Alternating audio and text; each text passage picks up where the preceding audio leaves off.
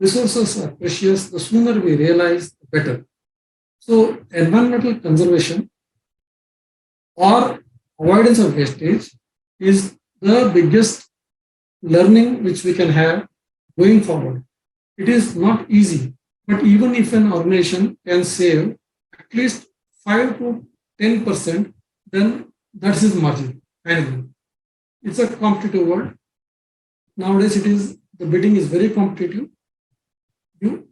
What you save in deployment of your resources is the final resources at the bottom line.